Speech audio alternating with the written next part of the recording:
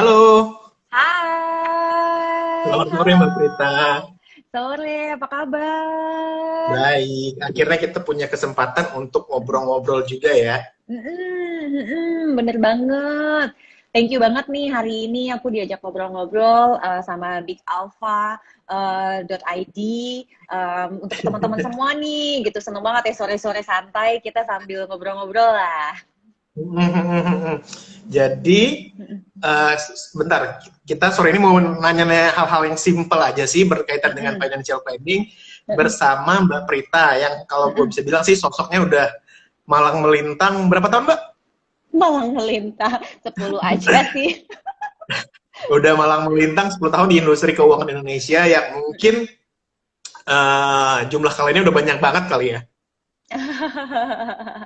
Aduh, aku apa namanya, pokoknya yang penting bukan masalah kuantitasnya, tetapi aku seneng banget setiap bisa membantu orang-orang, baik dari yang mungkin secara langsung aku bantu sampai sekarang Pak akhirnya Ya. aku nggak bisa bantu satu persatu lagi, jadi akhirnya aku bantunya melalui kelas-kelas gitu, Tirta. Jadi supaya lebih banyak lagi nih yang bisa istilahnya kebagian gitu kan, sharing sama Prita dan makanya seneng banget juga nih hari ini akhirnya nih bisa bareng sama bigalpha.id. Udah sering banget. Aku juga sebenarnya udah sering denger juga tentang Big Alpha kan, cuman kan biasanya di Twitter. Nah, karena aku sebenarnya lebih pemain Instagram dibanding Twitter, gue selalu bingung kalau di Twitter tuh ya, gue bingung mau nge-tweet apa ya, gue diem gitu kan, sedangkan entah kenapa kalau di Instagram tuh bisa cepet banget gitu, jadi seneng banget akhirnya nemu juga akunnya Big Alpha, jadi teman-teman di Z Finance juga sering apa sih namanya dapat insight-insight juga gitu. Iya, iya, iya, iya. Kalau di Twitter ntar banyak di sliding netizen, Mbak. harus harus kuat. Oke, Mbak Prita, kita nanya-nanya. Mbak Prita ini bersama Z Finance udah sekitar 10 tahun kan? Nah, Yep. sebenarnya kita coba gali lebih dalam lagi. Apa sih, Mbak, alasan Mbak Prita dan teman-teman atau partnersnya untuk mendirikan Z Finance? Apakah masalah financial planning ini sebegitu besarnya di Indonesia kah sehingga menimbulkan kegelisahan di diri Mbak Prita atau bagaimana? Ya, kalau boleh jujur, jawabannya mau jujur atau mau yang manis, terserah, boleh Hah? pilih. Yang manis dulu deh, yang manis dulu. Yang manis, yang manis dulu itu karena pada saat itu literasi keuangan di Indonesia masih cukup rendah. Ya. Jadi sebagai warga negara yang baik, saya ingin ikut serta, meningkatkan literasi keuangan di Indonesia. Kalau Oke, oke, jawaban oke. jujurnya adalah, to be honest with you, aku kan dulu lulusan dari akuntansi dari FEUI. Kemudian Ya. kalau zaman aku dulu lulus tuh semua yang memang lulus dari jurusan akuntansi itu automatically dapat AKT, jadi Akang. akuntan. Itu langsung automatically dapat seperti itu. Lalu kemudian aku nerusin tuh sekolah master di Sydney, Hmm. University of Sydney, aku ngambil banking and accounting. Jadi memang kayaknya tuh nggak bisa lepas tuh dari accounting. Udah, Hmm. pas pengen udah mau selesai terus pengen pulang tiba-tiba aku disuruh sekolah lagi, sekolahnya Ya. itu Tirta Master di bidang financial planning. Aku pikir ya waktu itu wah keren nih gue ngurus-ngurusin planning apa financial perusahaan, pas baca modulnya apaan nih ngurusin duit orang gitu kan, jadi Ya, ya, ya. bingung gitu. Ini pada saat itu waktu itu tahun 2002 kan, you imagine. Terus Hmm. akhirnya aku baru tahu bahwa wow, di Australia itu orang-orang yang seusia, berarti di atas aku ya, waktu itu kan aku masih 21 lah umurnya gitu. Itu mereka yang sudah 25, 26, 27, itu tuh udah terbiasa banget melakukan financial planning.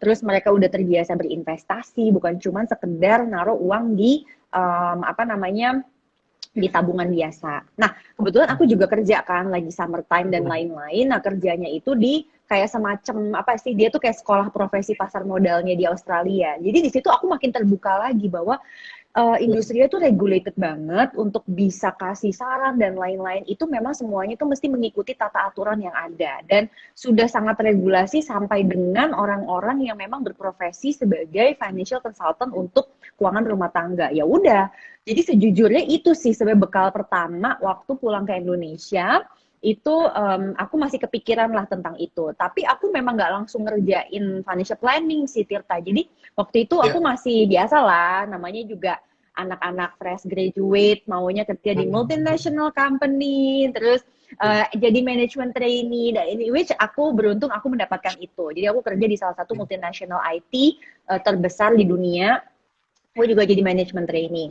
Along the way, 5,5 tahun, akhirnya aku mendapati bahwa kayaknya my calling itu, I love my job, tapi my calling, my passion itu tetap di financial. Selalu karena aku merasa bahwa ini ilmu sayang banget ya kalau nggak terpakai, ya sudah, akhirnya disitulah lahirnya Zep Finance. Karena jujur belum banyak perusahaan yang menyediakan jasa seperti itu. Kemudian aku pikir daripada aku misalnya gabung-gabung ke sana kemari, kemudian aku juga nggak tahu ini mau dibawa arahnya kemana, dan aku sukanya itu edukasi sebetulnya dibandingkan dengan misalnya handling klien secara one on one. Jadi my passion itu memang dari dulu adalah edukasi. Ya udah, akhirnya sesederhana itu Tirta, akhirnya muncullah Zep Finance yang from the beginning kita tuh memang pengen fokusnya itu selalu di edukasi. Bahwa Itu tahun akhirnya berapa, Mbak?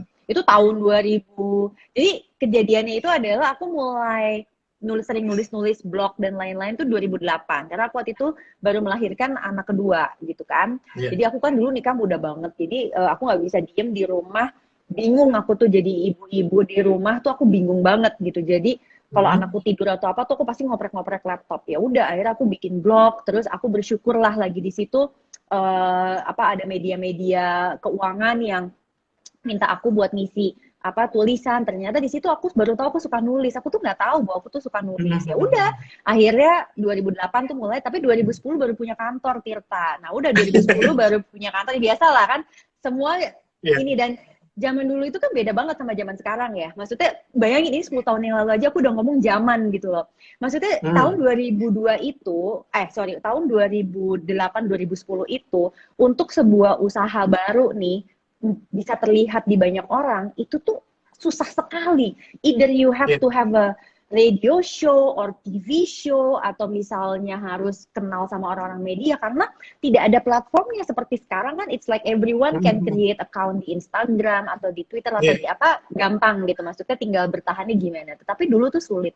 Nah, jadi itu perjuangannya tuh awal-awal, belum lagi orang pada apaan sih ngatur duit orang, gaji itu kan tabu untuk dibicarakan, masih tantangannya tuh luar biasa, banyak banget deh Tirta kalau inget 10 tahun yang lalu. Jadi itulah ceritanya kira-kira kita tuh bikin Zep Finance kenapa.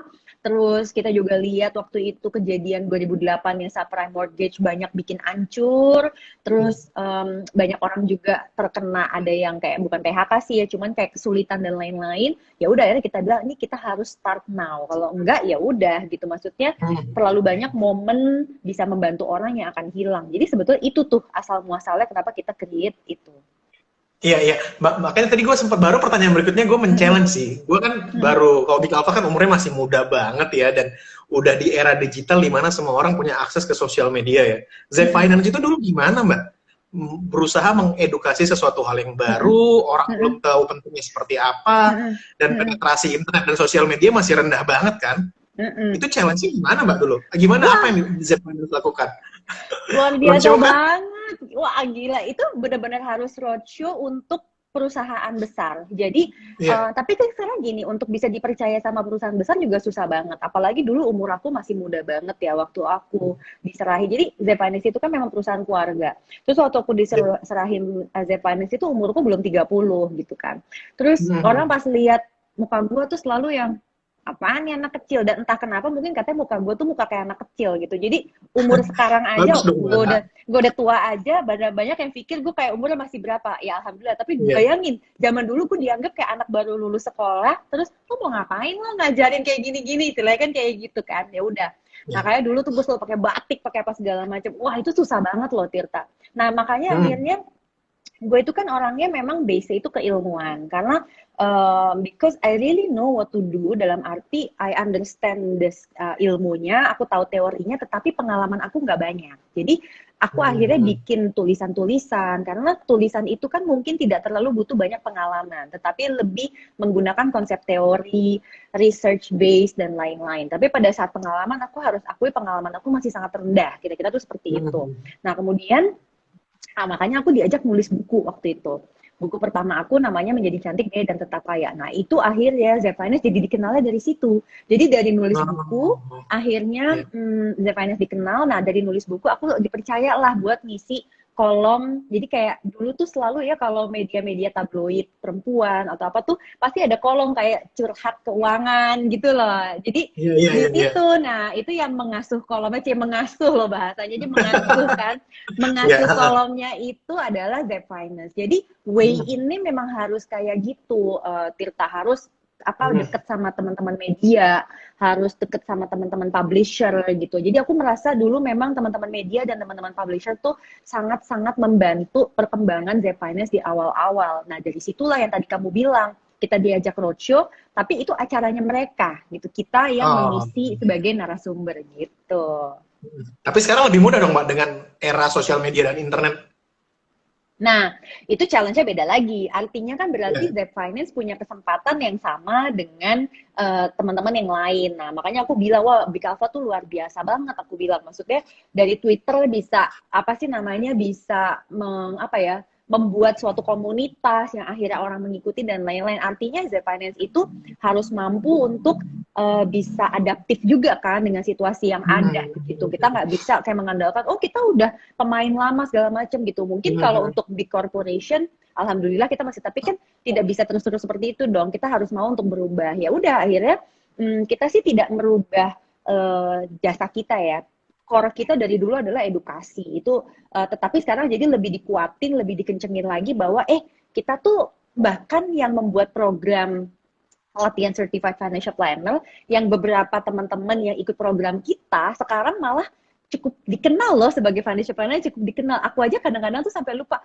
So, mereka bilang, saya aku dulu alumni loh gitu, angkatan sekian. Oh ya, aku seneng banget gitu. Maksudnya berarti artinya ilmu kami yang kita kasih nih dari Zep Finance tuh benar gitu, karena dengan Ya. ilmu yang benar itu bisa meng-create another apa sih namanya agent of change di bidang financial planning gitu sih sebenarnya.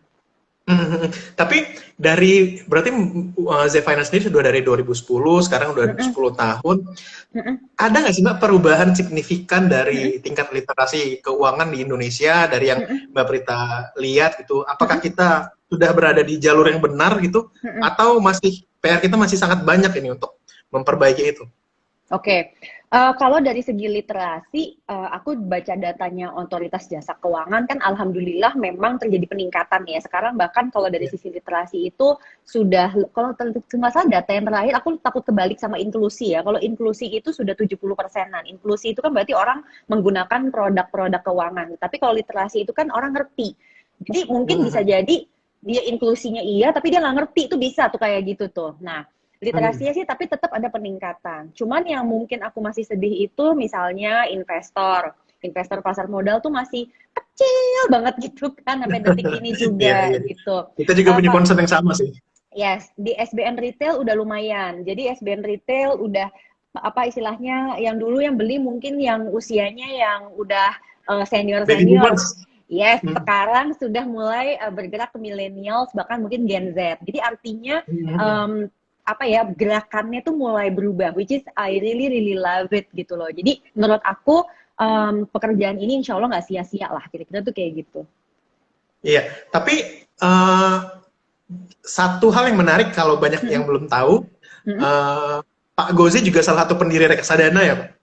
So, oh bukan Pak Gozi, Pak Iwan. Jadi Pak Iwan Oh, Pak Poncowinoto, Iwan ya, iya, yes. iya. Jadi Pak Iwan Hmm. Poncowinoto itu adalah pemain lama di pasar modal. Jadi beliau itu Hmm. dulu adalah salah satu direksi dari Dana Reksa. Jadi kalau Hmm. teman-teman paham, Dana Reksa itu adalah BUMN pertama yang mengeluarkan beberapa reksadana. Bukan Hmm. reksadana pertama ada, aku lupa dari mana, tapi ada satu kalau nggak salah, tetapi yang memang Hmm. reksadananya langsung lengkap, kemudian yang syariah sih yang pastinya saya paham betul, itu memang dari Dana Reksa, yang mana waktu itu timnya itu dikepalai oleh Pak Iwan Poncowinoto. Jadi Iya, iya. makanya itu salah satu yang mungkin teman-teman banyak yang nggak paham, maksudnya gini, ini anak kecil tahu dari mana ya, karena anak kecil ini dari SMA udah dijejelin ilmu apa sih tentang reksadana dan lain, bahkan sampai karya tulis aku, Tirta, kemarin Heeh. gara-gara lagi COVID kan, bongkar-bongkar.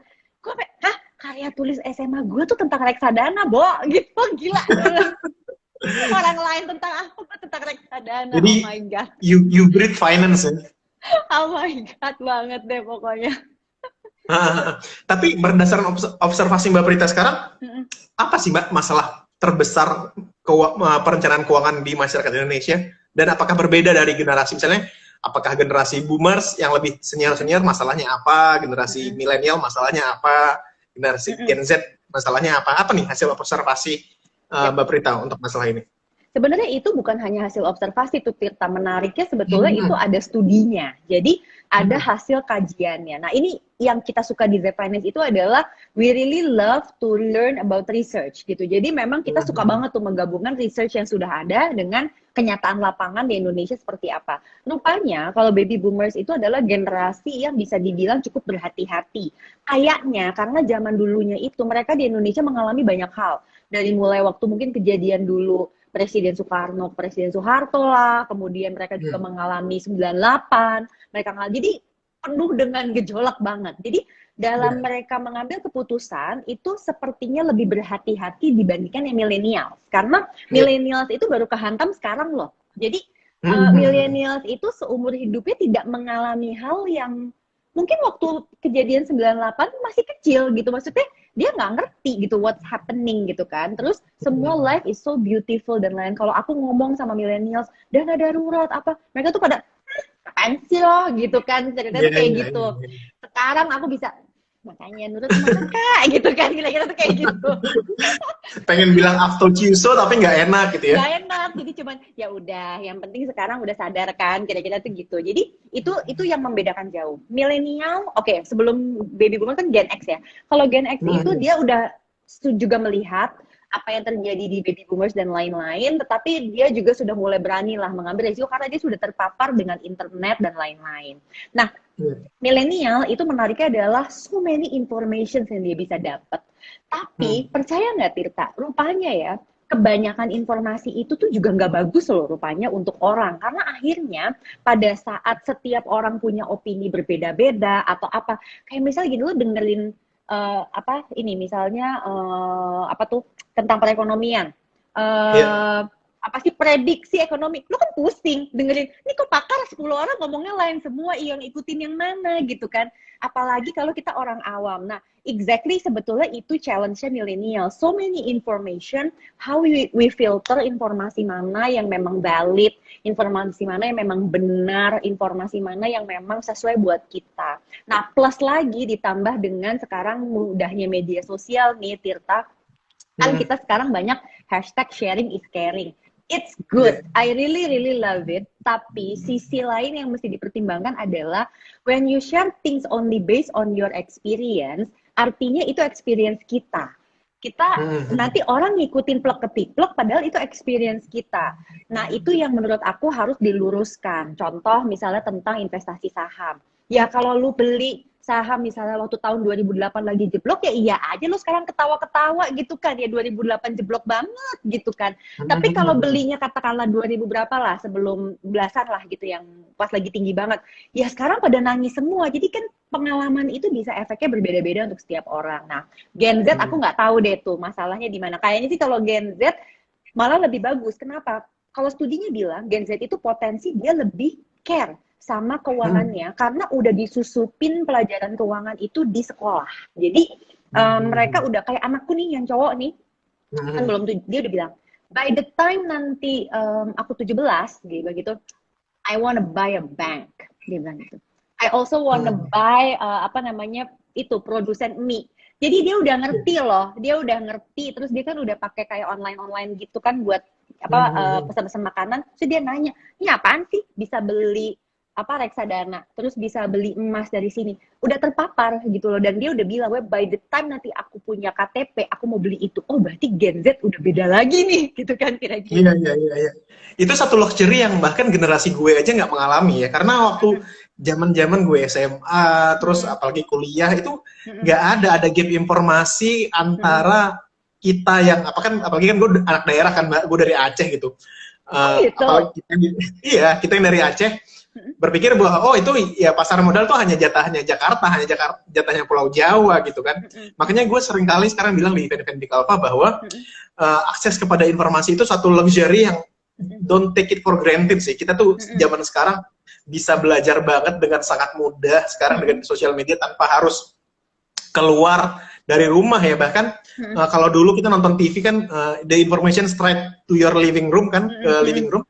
Sekarang the information straight to your palm kan, cuma di tangan aja gitu. Benar. Nah, satu yang menarik ini, Mbak Prita sekarang akses aktivitas yang untuk edukasinya, finansial literasinya, apakah hanya di Pulau Jawa atau area tertentu atau seluruh Indonesia, dan ada fenomena menarik nggak kalau gap informasi antara Jawa dan di luar Pulau Jawa? Soalnya kalau berdasarkan pengalaman kita kan itu gapnya cukup besar ya. Soalnya tadi ada yang nanya ini dari Maluku Utara nih. Nah, gimana nih apa supaya anak-anak di luar daerah, teman-teman di luar daerah tuh punya akses informasi yang sama gitu? Sebenarnya dengan adanya social media seperti ini, aku bilang kita mesti ambil dari sisi yang positif. Kalau mau apapun juga yang namanya teknologi itu kan bisa positif, bisa negatif ya. It depends on gimana kita bersikap terhadap hal tersebut. So sebenarnya sekarang nih dengan adanya Big Alpha, kemudian adanya Zep Finance gitu ya, itu yang sering memberikan informasi-informasi dan harapan informasi itu yang benar gitu kan kepada teman-teman semua. Teman-teman itu semua di berbagai lokasi, bukan cuma di Indonesia, tetapi bahkan di luar Indonesia. Jadi teman-teman kita anak Indonesia yang kayak misalnya aku dulu kan merantau di Australia gitu, tapi aku tidak berniat untuk jadi permanent resident di sana. So someday I'm gonna go back gitu kan ke Jakarta lagi. Aku punya akses apa yang terjadi di sana, informasi itu melalui social media. So menurut aku itu jalannya menuju ke situ, termasuk untuk teman-teman yang berada di luar daerah. Aku sendiri, Tirta, itu sudah pergi dari Aceh sampai Timika. Jadi, yes, aku udah pernah ke Aceh gitu. Aku udah pernah main ke sana gitu kan. Terus tapi aku takut banget yang masuk ke museum tsunami itu aja, aku nggak berani. Iya emang agak apa ya kita bilangnya dilematis, agak menyedihkan sih itu, agak sedih gitu kan. Betul, tetapi kan itu adalah sejarah ya yang memang kita harus tahu. Nah sekarang gimana sih cara kita supaya tetap, nah itu bayangin ke Aceh itu I need 3 jam lebih untuk terbangnya aja. Terus udah gitu mau terbang aja mesti siap-siap dulu pas segala macam. Pokoknya butuh 2 hari 3 hari lah. Aku mesti ke sana. Can you imagine? I cannot do that every day dong, gitu kan? Apalagi untuk kita yang juga punya banyak pekerjaan lain kan. Aku sendiri di Zep Finance selain memang sebagai principal consultant, aku masih CEO kan di situ. Artinya mesti ada company yang mesti di manage juga gitu loh, Tirta. So gimana sih caranya dengan teknologi? Nah dulu jujur, karena aku dulu berasal dari aku kerja di perusahaan IT multinasional, buat aku tuh sebenarnya punya bos di Amerika, di Australia, di apa tuh udah biasa banget. Tetapi itu didukung oleh infrastruktur yang sangat-sangat bagus gitu, sehingga itu bisa dilakukan. Nah, ternyata ini salah satu menurut aku positifnya dari, ya bukannya ngomong bahwa pandemi ini positif ya, tapi we have to try to find something yang memang akhirnya wow, nggak sadar rupanya ini bisa dilakukan ya. Itu adalah saat kita bisa terkoneksi dengan banyak teman di seluruh daerah, termasuk tadi tuh ada yang Maluku Utara lah, atau bahkan Aceh, itu bisa mengakses ngobrol sama Prita melalui apa? Melalui seminar online. Gak nyangka kan gitu, maksudnya itu bener-bener gak nyangka banget gitu loh. Jadi, dan buat Prita juga, enak banget ya, gue nanti hari ini nih ya, misalnya jam segini lagi di Aceh, terus nanti jam berapa aku lagi di Bogor, jam berapa aku lagi di Kalimantan, hanya karena aku mengisi misalnya 3 seminar online, tetapi semuanya dilakukan dari rumahku, dan aku bisa melakukan itu dalam 1 hari loh. Can you imagine betapa banyak kebaikan yang juga diberikan sama Tuhan, meskipun kita lagi masa sulit, tetapi di sini kita diberikan kemudahan mendapatkan ilmu yang berlimpah. Nah, tinggal gimana nih kita mau mengambil ilmu tersebut. Setuju nggak sih? Kayak misalnya social media. It depends. Lu mau online shopping boleh, tapi lu mau online shopping terus-menerus, atau lu juga mau shopping for investment product, let's seperti itu kan pilihan itu di tangan kita sendiri, ya nggak sih gitu. Jadi menurut aku sebenarnya wow, ini luar biasa banget loh Tirta, apa yang bisa diakses oleh teman-teman semua gitu. Iya. Jadi menurut Mbak Prita nih apa nih Mbak masalah keuangan paling common di orang-orang Indonesia ini sekarang apa sih Mbak? Hmm. Sebenarnya masalah keuangan tuh cuma dua ya, yaitu Hmm. kebanyakan uang atau kekurangan uang. Udah, that's it. Lo kok ketawa? Sekarang Bener bener gini ya. bener bener Orang simpel yang banget ya. kekurangan uang pasti nanti Hmm. nanyanya gini, Mbak Prita, gimana caranya terlepas dari lilitan utang ini? Atau aku Iya. bingung nih, tiap bulan aku nggak punya sisa gaji karena aku bayar ini. Itu orang yang kekurangan uang. Yang kebanyakan uang juga bingung. Nanti nanyanya gini, Mbak, investasi mana sih yang paling bagus? Paling bagus investasi apa? Misalnya kayak sekarang emas lagi tinggi. Mbak, kalau beli emas sekarang itu gimana? Atau beli saham aja? Oh, kebanyakan uang nih dia. Masalah juga kan? Jadi artinya orang yang kekurangan uang dan kebanyakan uang, dua-duanya butuh diasupi oleh informasi dan edukasi yang benar. Benar nggak sih? Benar, benar, benar, benar. Oke, jadi sebenarnya sih masalah kita itu simpel banget nih, kekurangan uang atau Simple. kelebihan uang nih. Ya. Oke, terakhir nih kita udah satu pertanyaan. Buat teman-teman yang belum tahu, Mbak Prita dan Big Alpha itu sekarang dalam rangkaian webinar kesempatan emas bersama pegadaian. Jadi kalau Mbak Prita bilang tadi, momen di rumah aja sekarang menjadi momentum buat kita menikmati luxury untuk tetap belajar, tetap meningkatkan pengetahuan tentang pengaturan keuangan kita. Nah, terakhir Mbak, sebenarnya what can we do? A simple thing that we can do yang semua orang bisa lakukan untuk memperbaiki kondisi keuangannya. Dari Mbak Prita gimana Mbak? Apa nih? Sederhana banget. Pertama, mesti punya mindset memang mau berubah. Jadi itu yang nomor satu yang harus dimiliki oleh teman-teman. Kedua, kita create good money habit. Gimana sih cara create good money habit? Gampang sebenarnya. As simple as kita membiasakan diri kita untuk membagi keuangan kita menjadi tiga. Aku selalu ajaknya living, saving, playing. Jadi living itu adalah untuk biaya hidup kita, udah bagi aja di situ. Silahkan teman-teman manage. Misalnya sekarang teman-teman belum pernah mengelola keuangan kan pusing. Ya udah, taruh aja uang di situ ini buat biaya hidup. Saving, ya teman-teman mesti tiap bulan mau menyisihkan. Terus apa namanya taruh di situ, terus udah gampang, tinggal terserah mau dibeliin apa aja lah investasi ini itu terserah. Terus playing, nah karena namanya manusia nggak mungkin nggak ada playingnya, pasti harus ada playingnya. Nah tinggal dialokasikannya seberapa banyak. Nah menurut aku kalau teman-teman udah pakai resep itu, living, saving, playing, nah itu pasti akan merubah pola good habit kita dan kita akan mulai menuju ke good money habit. Nah, setelah itu beres baru deh tuh rencana-rencana keuangan bisa disusun dengan baik, terus tujuan-tujuannya juga bisa mulai tercapai, starting dari dana darurat, kemudian mungkin dana-dana lainnya hingga akhirnya dana pensiun. Jadi sebenarnya everything itu bisa dilakukan start small but start now. Itu yang paling penting. Iya, karena banyak kita juga pengen melurusin bahwa persepsi financial planning itu nggak semuanya harus saving, nggak semuanya harus investing. Kita juga jangan lupa kita juga punya pos untuk ya menikmati hidup kan, karena udah capek-capek nyari uang, apa gunanya kalau nggak dinikmati, termasuk dalam pos playing tadi yang dari Mbak Prita bilang kan. Betul banget. Dan ingat loh, Tirta gini, playingnya orang itu jangan selalu menganggap bahwa head on. Karena banyak orang yang playingnya itu apa? Dia suka banget ya, misalnya datang ke panti asuhan. Terus dia misalnya volunteer work. Buat dia itu something yang ini. Tapi kan kalau lo nggak punya duit, how can you do that? Gitu ya nggak sih? Maksudnya itu bukan living cost, bukan. Itu bukan saving, tapi itu you're playing. Juga playing lo senangnya kayak gitu. Lo seneng belajar, ada loh orang seneng belajar. Aku tuh waktu 2 minggu yang lalu ngobrol sama Tante Mobi, dia tuh istrinya Moto Mobi TV. Dia tuh bilang, hobinya dia tuh belajar. Dia pernah belajar chef, dia pernah belajar apa segala macam. Jadi ternyata oh playingnya orang memang beda-beda ya gitu. Kalau suamiku Gozi yang tadi nih, kalau ini baru benar ya Gozi. Sekarang lagi hobinya apa? Ngumpulin kartu basket dong. Jadi playingnya dia adalah ngumpulin kartu basket gitu. So everyone have their own thing menurut aku. Dan pada saat kita bisa ngalokasiin buat itu, then our financial planning is right. Jadi kita bisa melakukan apa yang kita suka, tapi kita juga tahu kita preparing for our future gitu. Iya, jangan lupa juga untuk sisahkan untuk berinvestasi pada diri sendiri ya Mbak, untuk terus meningkatkan kemampuan diri karena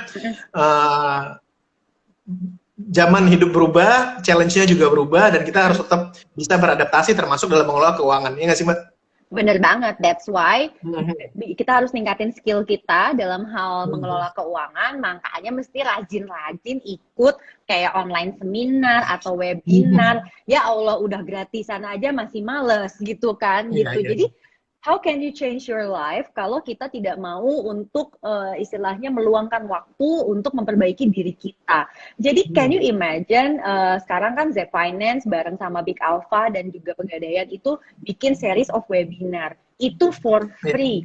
Aku tuh masih bingung kalau orang tuh bilang masih, Mbak pengen tahu deh mau investasi ini apa segala macam. Di DM mulu, tapi meluangkan waktu sejam aja buat dengerin itu, terus di situ malah bisa punya kesempatan bertanya. Nggak semua orang melakukan hal itu. So, teman-teman rajin-rajin pantengin aja Instagramnya Prita Gozi, dan kalau di Big Alpha ada ininya nggak, ada jadwalnya nggak? Jadi ada highlightsnya kita. Nah, bahkan ada highlightsnya itu akan ada. Aku masih akan sharing di berapa ya? Aku masih ada sisa berapa webinar lagi lah bareng gitu. Salah satunya tuh besok. Jadi bener ya, kalau emang ngakunya nih pengen memperbaiki keuangan, hari ini udah nonton live Instagram kita, besok nggak ketemu sama aku, nah sudah, kita bilang mau memperbaiki keuangan, kayaknya itu hanya apa ya, cita-cita gitu. Iya, jadi sebenarnya buat yang membedakan itu that one extra step itu ya Mbak ya, yang satu langkah kecil yang mau nggak kita mengeluarkan effort lebih untuk mendaftarkan diri, duduk 1 jam, mendengarkan webinar, that one extra step yang akan membuat perubahan kita tuh belajar berhasil atau nggak berhasil sih. Menurut gue sih itu sih. Jadi buat teman-teman yang penasaran insight-insight Mbak Prita lebih jauh, kita masih ada sesi webinar dengan Mbak Prita dan dengan Pegadaian. Mau ikutan gimana caranya? Ada yang begitu tuh. Coba yang mau lagi. Yang mau ikutan bisa dicek di Instagramnya Mbak Prita ada, kalau nggak salah saya di Instagramnya Zep Finance ada, di Instagramnya Big Alpha juga ada, kita taruh di highlights, dan di Instagramnya Pegadaian juga ada, di Sahabat Pegadaian, tinggal dicek aja, registrasi aja, gratis, dan itu yang menentukan that one extra step yang membuat kalian berbeda dengan semua orang di luar sana yang cuman masih berencana-berencana aja tapi actionnya belum. Ya nggak Mbak? Setuju. Jadi terima kasih untuk Mbak Prita, udah 1/2 jam kita ambil waktunya untuk ngobrol-ngobrol sama teman-teman sekalian. Mbak Prita masih ada beberapa sesi lagi, silahkan untuk registrasi. Di Mbak Prita ada closing statement mungkin Mbak? Yes.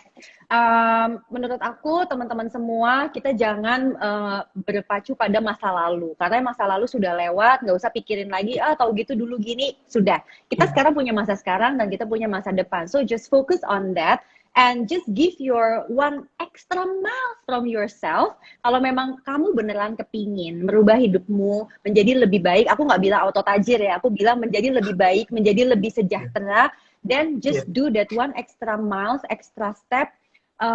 At least you learn something, and then dari situ mudah-mudahan teman-teman bisa bergerak ke depannya membuat keuangannya menjadi lebih baik. Pada saat keuangan kita lebih baik, harapannya hidup kita juga lebih sejahtera. Gitu. Oke, terima kasih Mbak Prita atas waktunya. Seru banget, 1/2 jam nggak berasa. Semoga sesi Instagram Live ini bermanfaat buat teman-teman. Dan ini akan kita simpan sebagai IGTV juga di Instagram kita. Jadi nanti buat yang nggak sempat bisa nonton ulang dari awal. Terima kasih Mbak Prita. Thank you so much. Jangan lupa untuk follow Zep Finance, Big Alpha, Prita Gozi, dan juga Sahabat Pegadaian. Terima kasih. Itu yang paling penting. Terima kasih, dadah. Boleh Mbak, boleh di live ini kayak saya matiin dulu. Oke.